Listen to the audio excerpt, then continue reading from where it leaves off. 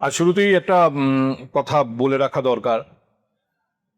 এর আগের দিন রাজ্য বিধানসভার মাননীয় স্পিকারের ভূমিকা নিয়ে আলোচনা করতে গিয়ে আমি একজন প্রবীণ সাংবাদিকের উল্লেখ করেছিলাম বা তার বক্তব্যের প্রেক্ষিতে আমার বক্তব্য জানিয়েছিলাম।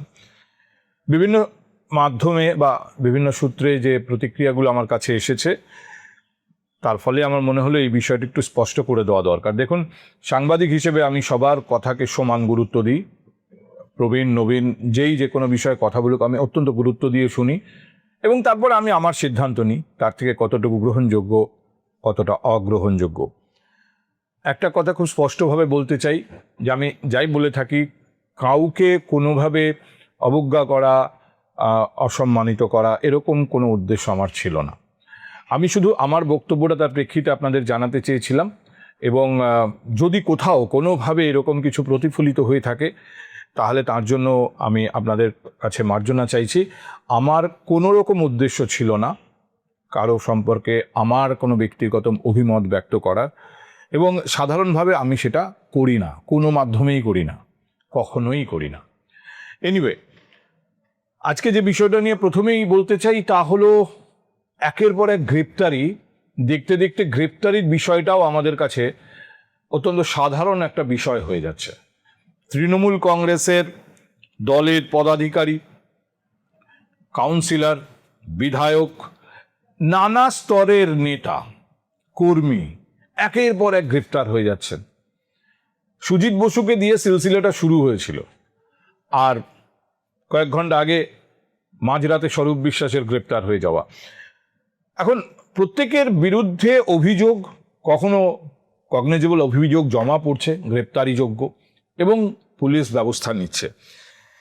এটার মধ্যে আমি অস্বাভাবিক কিছু দেখছি না। অস্বাভাবিক হচ্ছে সংখ্যাটা, এত সংখ্যায় হচ্ছে, এত বেশি পরিমাণ গ্রেপ্তারি হচ্ছে যে পুলিশ এবার তাদের কোথায় রাখবে সেই সম্পর্কে হয়তো পুলিশ কমিশনারদের বা জেলার এসপিদের আলাদা করে প্রতিক্রিয়া দিতে হবে।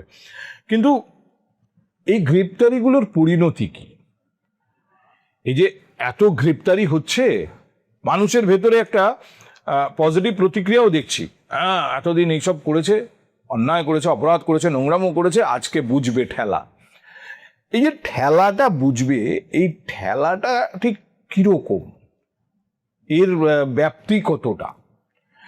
আইনের যারা লোক তাদের সঙ্গে কথা বলে আমার মনে হয়েছে তারা কেউ এই গ্রেপ্তারিগুলোকে খুব একটা গুরুত্ব দিচ্ছেন না। আমি সব আমরা এক ঝুড়িতে রাখছি না অবশ্যই। যেমন ধরুন সুজিত বসুর বিরুদ্ধে অত্যন্ত গুরুতর অভিযোগ, এবং এই গ্রেপ্তারি সুদূর প্রসারী। খুব চট করে এই গ্রেপ্তারি বা এই তার বিরুদ্ধে যে অভিযোগ সেখান থেকে তিনি রেহাই পেয়ে যাবেন বা অ্যাটলিস্ট জামিন পেয়ে যাবেন, এটা হয়তো নয়। কিন্তু আবার জয়প্রকাশ মজুমদারের বিরুদ্ধে যে অভিযোগ, সেই অভিযোগের ব্যাপ্তি কতটুকু, তার গুরুত্ব কতটা? আইনের যারা লোক তারা বলছেন যে অনেক ক্ষেত্রেই কোনো ইন্ডিভিজুয়ালের অভিযোগের ভিত্তিতে, সেটা তোলাবাজির অভিযোগ হোক, ভয় দেখিয়ে জমি বাড়ি দখল করে নেওয়ার অভিযোগ হোক, এমনকি শ্লীলতাহানির অভিযোগ, এই ধরনের ইন্ডিভিজুয়াল অভিযোগে গ্রেপ্তার করে পুলিশ তুলে নিচ্ছে। এখন গ্রেপ্তার করে পুলিশ তুলে নেওয়ার পর এই অভিযোগগুলো, এরকম অভিযোগ তো প্রথম জমা পড়ছে পুলিশের কাছে বা আদালতে গিয়ে এইরকম ধরনের অভিযোগ প্রথম উপস্থিত হচ্ছে, ব্যাপারটা এরকম হবে না। এই ধরনের অভিযোগগুলো যখন জমা পড়ে, কাউকে গ্রেপ্তার করা হয়, তার বিরুদ্ধে মামলা হয়, পুলিশ চার্জশিট দেয়, তার পরিণতি কি হয়? বহু ক্ষেত্রে এর পরিণতি নির্ভর করে পুলিশ চার্জশিটে কি লিখছে তার উপরে, পুলিশ এক্স্যাক্টলি কোন সেকশনে অভিযোগ আনছে, তারপর তা প্রমাণ করা ইত্যাদি অনেক ব্যাপার থাকে। এবং এই সমস্ত অভিযোগের ক্ষেত্রে জামিন হওয়াটাই স্বাভাবিক। মানে আমি বলতে চাইছি যে এই যে গ্রেপ্তারিগুলো হচ্ছে, অনেক কাউন্সিলর গ্রেপ্তার হচ্ছেন, সভাধিপতি গ্রেপ্তার হচ্ছেন, নানা স্তরের নেতা, বিধায়ক গ্রেপ্তার হচ্ছেন, এদের কিন্তু এই গত 10 বছরে এদের অধিকাংশই আঙুল ফুলে কলা গাছ হয়েছে। বিপুল অর্থের মালিক বেশিরভাগই, যদি সবাই নাও হন, %। তো এই বিপুল অর্থের একটা অংশ খরচ হবে আইনি রাস্তায় তাকে জেল থেকে মুক্ত করে আনার জন্য। এর জন্য কিছু আইনজীবী তারা পুষ্ট হবেন, আর্থিকভাবে লাভবান হবেন। কিন্তু আপাতত এই বিরাট সংখ্যায় গ্রেপ্তার আমরা দেখছি কেন? তবে আইনের দিক থেকে দেখলে আমি বিশিষ্ট আইনজীবীদের সঙ্গে কথা বলেছি, বামপন্থী দক্ষিণপন্থী উভয় শিবিরের আইনজীবীদের সঙ্গে কথা বলেছি। বেশিরভাগ আইনজীবী যারা আইনটা বোঝেন তারা বলছেন যে এটা একটা মানে দেখতে ভালো লাগছে যে এই ধরনের অভিযোগে অভিযুক্ত সবাই গ্রেপ্তার হয়ে যাচ্ছে, একধারসে গ্রেপ্তার হয়ে যাচ্ছে। কিন্তু এই সবই সাময়িক। এর বেশিরভাগ অভিযোগ এমন যে অভিযোগের ভিত্তিতে কেউ 2 সপ্তাহ, কেউ 1 মাস, বড় জোর 2 মাস, তারপরে দেখবেন আবার সব বেরিয়ে এসছে, এবং এই বেরিয়ে আসার খবরটাও সবার ক্ষেত্রে অতটা গুরুত্ব পাবে না। তারা যে যার মতো গ্যারেজ হয়ে যাবেন। ওই বিপুল যে সম্পদ কামিয়েছেন তার একটা অংশ খরচ করবেন, সামান্য অংশ হয়তো খরচ হবে, এবং তারা মুক্ত বিহঙ্গ হয়ে যাবেন। তারপরে এই মামলা চললো। আমাদের দেশের আইন তো এরকমই। কিন্তু হঠাৎ করে এই বিপুল সংখ্যক গ্রেপ্তারি কেন হচ্ছে? এর আইনত দিকটা তো একরকম, রাজনৈতিক দিক কি কিছু নেই? রাজনৈতিক দিক একভাবেই বিষয়টাকে আমি মনে হচ্ছে ব্যাখ্যা করতে পারবো, তা হলো আইওয়াশ। দেখুন, বিজেপি অত্যন্ত দক্ষভাবে যে কোনো বিষয়কে মার্কেটিং করে, অত্যন্ত দক্ষভাবে। আমি আবার বলছি, আজকের দুনিয়ায় এটা খুব গুরুত্বপূর্ণ এবং তাৎপর্যপূর্ণ। এটাকে আগেকার মতো সবই বিজ্ঞাপন বলে উড়িয়ে দেওয়ার কিছু নেই। বিজ্ঞাপনটাই এখন জেতার অন্যতম শর্ত, বিজ্ঞাপনটাই এখন প্রাসঙ্গিক হয়ে থাকার অন্যতম শর্ত, জনপ্রিয়তার অন্যতম শর্ত। বিজ্ঞাপন, পারফরমেন্স পরে, আগে বিজ্ঞাপন। অপারেশন সিন্দুরের পর সাংবাদিক সম্মেলন করানো হলো ভারতীয় বিমান বাহিনীর একজন মহিলা অফিসার আর ভারতীয় বাহিনীর মানে আর্মির একজন মহিলা অফিসারকে দিয়ে। এই যে বিষয়টা আন্তর্জাতিক স্তরে কোন জায়গায় পুরো বিষয়টাকে নিয়ে গিয়েছিল, মানে আপনি যদি মার্কেটিং ম্যানেজমেন্টের দিক থেকে ভাবেন, এটা একটা মাস্টার স্ট্রোক ছিল। আমি একটা উদাহরণ হিসেবে বলছি, এই ধরনের এই বিজ্ঞাপনী যে পদক্ষেপগুলো নরেন্দ্র মোদী সরকারের অন্যতম বৈশিষ্ট্য। আর ধরুন, পশ্চিমবঙ্গে বিজেপি জিতে আসার পর যে সরকার, সেই সরকার তো বেসিক্যালি ছোট সরকার, নরেন্দ্র মোদী সরকারেরই একটা স্টেট ভার্সন। তো এই সরকারের ক্ষেত্রেও বিজ্ঞাপন বা এই ধরনের মার্কেটিং স্ট্র্যাটেজি অত্যন্ত গুরুত্বপূর্ণ হবে, তাতে কোনো সন্দেহ নেই। ফলে যদি আপনি দেখেন এই যে লাইন দিয়ে গ্রেপ্তারি, এই লাইন দিয়ে গ্রেপ্তারির রাজনৈতিক একটা লাভ আছে, তা অবশ্যই এই মার্কেটিংয়ের চোখে দেখতে হবে লাভটা। যে মানুষ মনে করছে যে এমন একটা সরকার এসছে, সমস্ত দুর্নীতিগ্রস্ত লোকেদের আর রেহাই নেই, তাদের আর চরম দুরবস্থা হবে। কিন্তু মুশকিলটা হচ্ছে যে সরকার গ্রেপ্তার করতে পারে, শাস্তি দেয় আদালত, সরকার তো আর শাস্তি দেবে না। আর আদালত শাস্তি দেয় কিসের ভিত্তিতে? এখন ভারতীয় ন্যায় সংহিতা, তার ভিত্তিতে, ফৌজদারি আইন। এই ভারতীয় ন্যায় সংহিতায় যেভাবে যা বলা আছে সেইভাবেই হবে তার প্রসিডিংস। ফলে কি শাস্তি পাবেন, কতদিন পাবেন, কবে পাবেন, তার আগে জামিন পাবেন কি না, এগুলো সব ওই বিএনএস অনুযায়ী হবে, সেখানে সরকারের কোনো ভূমিকা নেই। কিন্তু মানুষ দেখলেন সরকার অত্যন্ত সিরিয়াস, সরকার কিন্তু কাউকে ছাড়ছে না। অভিযোগ গ্রেপ্তার, অভিযোগ গ্রেপ্তার, সে যেই হোক, যে স্তরের নেতা হোক, বিধায়ক হোক, কাউন্সিলর হোক, একদম কারুর ক্ষেত্রে আইন অন্যরকম না, সবার ক্ষেত্রে আইন একরকম। এটা এই নতুন সরকারের একটা অন্যরকম ইমেজ। করাপশন 1%ও টলারেট করা হবে না, কোনো রকম দুর্নীতি, কোনো রকম অপরাধ টলারেট করা হবে না।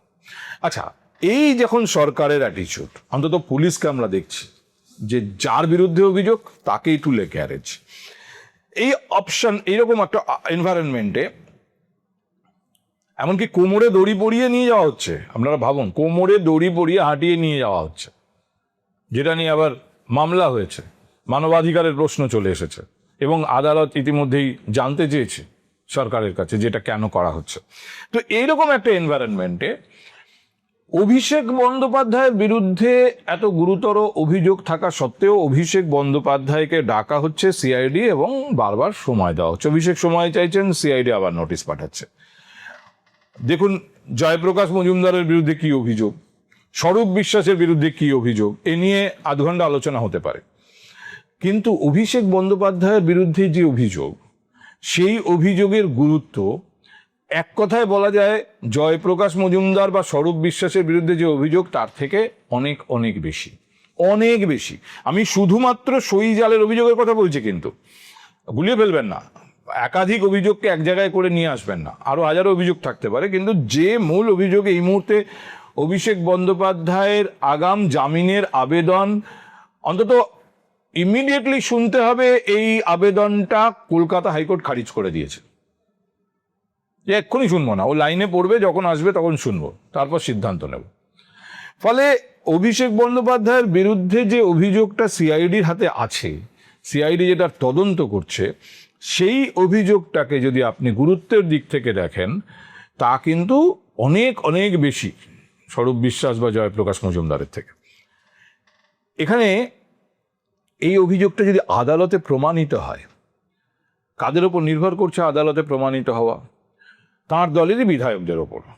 তাঁর দলেরই যে বিধায়কদের সই জাল করা হয়েছে বলে অভিযোগ, তারা যদি আদালতে গিয়ে বলেন যে হ্যাঁ মানে ইওর অনার, আমরা ওই সইটা করিনি, ওটা আমার সই নয়, এর মারাত্মক বিপদে পড়বেন অভিষেক, মারাত্মক বিপদ। ইতিমধ্যেই যে পরিস্থিতি, তাতে হাইকোর্টের অবস্থান দেখে মনে হচ্ছে আগাম জামিনও হাইকোর্ট এ ব্যাপারে অভিষেককে দেবেন কিনা, সে ব্যাপারে সন্দেহ প্রকাশ করার কারণ আছে। ভারতীয় ন্যায় সংহিতার 335, 336 এই রকম ধারা তার বিরুদ্ধে দেবে পুলিশ, নাকি চার্জশিটে একবারে 338 লিখবে? যদি 338 লেখে, ফোর্জারি কেসে সর্বোচ্চ সাজা লাইফ ইমপ্রিজনমেন্টও হতে পারে, অন্তত ভারতীয় ন্যায় সংহিতা তাই বলছে।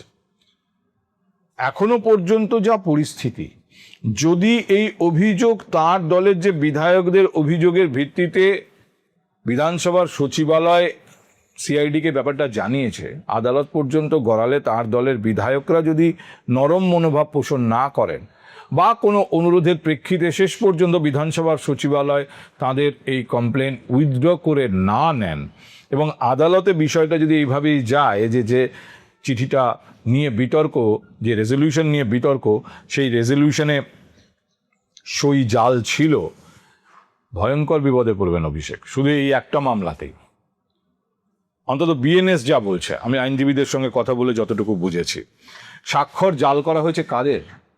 এমএলএ, বিধায়কদের স্বাক্ষর জাল করা হয়েছে। অভিযোগ তো তাই। একজন নির্বাচিত জনপ্রতিনিধির পরিচয় এবং অধিকারের অপব্যবহার, এ হচ্ছে আইনি ভাষা। একজন নির্বাচিত জনপ্রতিনিধির পরিচয় এবং অধিকারের অপব্যবহার। ধরুন আমি এক্সের সই জাল করে তার উইলে আমার নামে সম্পত্তি লিখিয়ে নিলাম, তিনি একজন এক্স, একজন সাধারণ মানুষ, তার যা গুরুত্ব হবে, আর একজন নির্বাচিত জনপ্রতিনিধির পরিচয় এবং অধিকারের অপব্যবহারের অভিযোগ, দুটো কিন্তু এক বাটখারায় মাপা যাবে না। ভারতীয় আইনই তাই বলছে, দুটোর গুরুত্ব সম্পূর্ণ আলাদা। একটি সাংবিধানিক এবং বিধানসভার গুরুত্বপূর্ণ পদ সম্পর্কে সরকারি সিদ্ধান্তকে প্রভাবিত করার প্রচেষ্টা, মোটিভ, কেন করা হয়েছে ফোর্জারি, আদালতে এটাও বিচার হবে যে ফোর্জারি হয়েছে। কিরকম ফোর্জারি? সাধারণ একজন মানুষের সই জাল, বা তাকে জাল নোট দেওয়ার চেষ্টা, বা কোনো জাল ডকুমেন্ট দেওয়ার চেষ্টা কোনো সাধারণ প্রসেসে। সরকারি জনপ্রতিনিধির অধিকার এবং পরিচয় বাড়ানোর চেষ্টা, গুরুত্ব বদলে গেল। এবার হচ্ছে কেন ওটা করা হয়েছে, কেন এই অ্যাটেম্পটা করা হয়েছে। আইন বলছে এখানে কি কারণটা আসবে, মোটিভটা কি আসবে? একটি সাংবিধানিক বা বিধানসভার গুরুত্বপূর্ণ পদ সম্পর্কে সরকারি সিদ্ধান্তকে প্রভাবিত করার প্রচেষ্টা। এটা পুরো বিষয়টার গুরুত্বই ওই আপনাদের বলছিলাম না, 335 নম্বর বিএনএস এর ধারা বা 336 নম্বর বিএনএস এর ধারা থেকে গুরুত্বটা 338-এ চলে যাবে কিনা। আমি নিজে ক্রিমিনাল লয়ার নই, আমি এত ভালো আইন বুঝি না, কিন্তু আমি আইনজীবীদের সঙ্গে কথা বলে আমি যেটুকু বুঝেছি, ফৌজদারিতে নানা রকম শাস্তি বিধান আছে যদি প্রমাণ হয়, 2 বছর থেকে শুরু, মোটামুটি গুরুতর অপরাধ হলে 7 বছর, আর মারাত্মক অপরাধ হলে বা আনপ্রেসিডেন্টেড কিছু হলে তখন সেটা লাইফ ইমপ্রিজনমেন্ট পর্যন্ত যেতে পারে অ্যাকর্ডিং টু বিএনএস। তো যদি এটাও প্রমাণিত হয় যে একটি সাংবিধানিক বা বিধানসভার গুরুত্বপূর্ণ পদ সম্পর্কে সরকারি সিদ্ধান্তকে প্রভাবিত করার প্রচেষ্টা, একাধিক আইনজীবী আমাকে বলেছেন যদি এটাও প্রমাণিত হয় তাহলেও 7 বছরের জেল হতে পারে এই অভিযোগে। বাকি তো ঠিক আছে, পুলিশ চার্জশিটে কি লিখবে, কি অপরাধ কিভাবে প্রমাণিত হবে, এবং শেষ পর্যন্ত আদালত এটাকে কিভাবে দেখবে। ফিরে আসা যাক সেই পয়েন্টে যে এরকম গুরুতর অভিযোগেও সিআইডি কিন্তু অভিষেকের বিরুদ্ধে কোনো কড়া পদক্ষেপ এখনো নেয়নি। অভিষেকের তরফের আইনজীবীরা মনে করছেন, যারা আইনটা বোঝেন, যে অভিযোগের গুরুত্ব এমন যে সিআইডি কড়া পদক্ষেপ করতেও পারে। এই যে সিআইডি ডেকে পাঠাচ্ছে, অভিষেককে যেতে হবে সিআইডি দপ্তরে গিয়ে জেরার মুখোমুখি হতে হবে। এটা অভিষেকের ইমেজের পক্ষে ক্ষতিকর। এখনো ইমেজ কনসাস তিনি, একটা এত বড় দলের সর্বভারতীয় সাধারণ সম্পাদক, এক অর্থে তিনিই দলটা চালাতেন, এত বড় একটা নেটওয়ার্ক চালাতেন, তার কথায় একদম ব্লক স্তর থেকে আর সর্বোচ্চ স্তর অবধি কে টিকিট পাবেন পাবেন না সমস্ত কিছু ঠিক হতো। সেই রকম একজনকে সিআইডি বলছে এসো। সিআইডি, তিনি এর আগে ইডির ডাকে গেছেন, সিবিআই, সেখানেও একটা ব্যাপার আছে যে ঠিক আছে কেন্দ্রীয় তদন্তকারী সংস্থা। সিআইডি রাজ্য পুলিশের গোয়েন্দা দপ্তর বলছে ভাই এসো, তোমার এগেনস্টে ক্রিমিনাল চার্জ আছে, জেরা করবো। অভিষেককে যেতে হবে, তিনি সময় চাইছেন, এর মধ্যে তিনি আগাম জামিনের জন্য আবেদন করেছেন আদালতে, এখনো পর্যন্ত সেই আগাম জামিনের আবেদন গ্রাহ্য হয়েছে বলে মনে হয় না, হবে কিনা সেটাতেও সন্দেহ তৈরি হয়েছে। তো এই অবস্থায় অভিষেকের সামনে রাস্তা কি?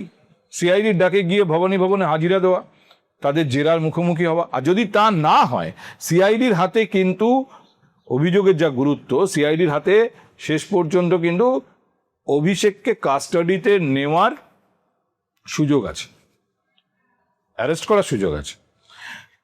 এখনো পর্যন্ত সিআইডি অভিষেকের বিরুদ্ধে সেরকম কোনো কড়া পদক্ষেপ করছে না। তাদের লোক যাচ্ছেন, গিয়ে নোটিশ দিয়ে চলে আসছেন দরজা থেকে। জয়প্রকাশ মজুমদারকে পুলিশ তুলে নিয়েছে, স্বরূপ বিশ্বাসকে মাঝরাত্রি অ্যারেস্ট করেছে। অভিষেক বন্দ্যোপাধ্যায়ের বিরুদ্ধে সিআইডি এই অভিযোগেও এখনো পর্যন্ত সেরকম কোনো পদক্ষেপ করেনি। আবার উল্টো দিকে দেখুন, নিজেকে রয়্যাল বেঙ্গল টাইগার দাবি করা তৃণমূল কংগ্রেসের এই সর্বভারতীয় সাধারণ সম্পাদক, তিনিও কিন্তু বেশ নীরব। গত কয়েকদিন তার তরফ থেকেও কোনো স্টেটমেন্ট, পাবলিক স্টেটমেন্ট কিছু আসেনি। যেটা 30 তারিখ অবধি আমরা দেখেছি সেরকম কিছু আসেনি। আমি যেটুকু দেখলাম, অভিষেকের এক্স হ্যান্ডেলে শেষ পোস্ট 1 তারিখ পর্যন্ত, জুনের 1 তারিখ পর্যন্ত হয়েছে। তাও 31 এবং 1 এই দুটো তারিখে মূলত ধন্যবাদ জ্ঞাপক পোস্ট হয়েছে। 30 তারিখের ঘটনার পর তার উপরে যে হামলা হয়েছিল তার নিন্দা করে রাহুল গান্ধী থেকে শুরু করে শেষ কপিল সিব্বাল পর্যন্ত যারা যারা লিখেছেন এক্স হ্যান্ডেলে, তাদেরকে ধন্যবাদ দিয়েছেন অভিষেক বন্দ্যোপাধ্যায় পাশে থাকার জন্য। কিন্তু আর কোনো হুঙ্কার তারপর থেকে কিন্তু অভিষেক বন্দ্যোপাধ্যায়ের মুখ থেকেও শোনা যায়নি, বা তার দলের তরফ থেকেও, বা তার দলের সেই ফ্র্যাকশন, কালীঘাট ফ্র্যাকশনের তরফ থেকেও। কিন্তু আমার প্রশ্ন হচ্ছে, এই স্বস্তি কতদিনের? এখনো পর্যন্ত সিআইডি অভিষেকের সম্পর্কে কোনো বিরাট কড়া ব্যবস্থা নেয়নি, কিন্তু এই স্বস্তি কতদিনের?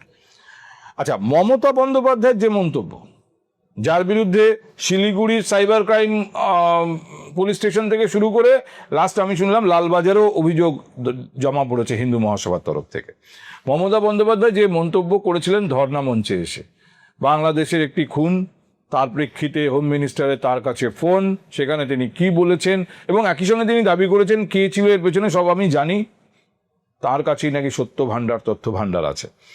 সরাসরি মমতা বন্দ্যোপাধ্যায়ের এই বক্তব্য ইউএপি এর আন্ডারে আসে। অনেকেই বলেছেন এটা আসে, আবার অনেক আইনজীবী বলেছেন যে ঠিক সেভাবেও আসে না, মানে যতটা বলা হচ্ছে বিষয়টা ঠিক ততটা গুরুত্বও নেই। কিন্তু মমতা বন্দ্যোপাধ্যায়ের বিরুদ্ধে যদি কোনো প্রসিডিংস করতে হয়, তাহলেও একাধিক আইনজীবী আমায় বলেছেন যে সেই দীপক ঘোষ তার বইতে যা অভিযোগ করেছেন, বা পরবর্তীতে যেগুলো নিয়ে অনেক অভিযোগ হয়েছে, বিশেষ করে মমতা বন্দ্যোপাধ্যায়ের লেখা বইয়ের রয়্যালটি, যে কথা অনেকবার মমতা বন্দ্যোপাধ্যায় বলেছেন যে আমি বিধায়ক হিসেবে ভাতা নিই না, মুখ্যমন্ত্রীর ভাতা বা মাইনে নিই না, যখন সাংসদ ছিলাম তার মাইনে নিতাম না, তার ভাতা নিতাম না, তার কারণ আমার যেটুকু খরচ সেটুকু আমার বইয়ের বিক্রির রয়্যালটি থেকে হয়ে যায়। অভিযোগ উঠেছিল মমতা বন্দ্যোপাধ্যায়ের বই কেনে শুধু সরকারি দপ্তর, সরকারি বিভিন্ন লাইব্রেরিতে গাদা গাদা বই পাঠায় ওই প্রকাশক যারা মমতা বন্দ্যোপাধ্যায়ের বই ছেপেছে, এবং সরকার থেকে তার পেমেন্ট যায়, আর সেখান থেকে মমতা বন্দ্যোপাধ্যায়ের রয়্যালটির ভাগ যায়। এটা তো দুর্নীতি এক ধরনের। তিনি মুখ্যমন্ত্রী, আর সরকারি লাইব্রেরি রাশি রাশি তার বই কিনছে, আর তিনি আবার সেখান থেকেই রয়্যালটি পাচ্ছেন। এরকম একাধিক বিষয় আছে যা নিয়ে মমতা বন্দ্যোপাধ্যায়ের বিরুদ্ধে যথেষ্ট করা আইনি পদক্ষেপ করা সম্ভব, কিন্তু না, এখনো পর্যন্ত বর্তমান সরকার সেরকম কিছু কিন্তু করেননি, সেরকম কিছু সত্যিই করেননি। আর এখন এই প্রশ্ন আমি তুলতে চাই না, কেন করছেন না, কেন তারা এই এত তারা দেখাচ্ছেন যে কোনো দুর্নীতিবাজদের রেহাই নেই, তাহলে এই দুর্নীতির কেন তদন্ত হবে না, বা এর প্রেক্ষিতে কেন ইতিমধ্যে পুলিশ ব্যবস্থা নিতে শুরু করবে না?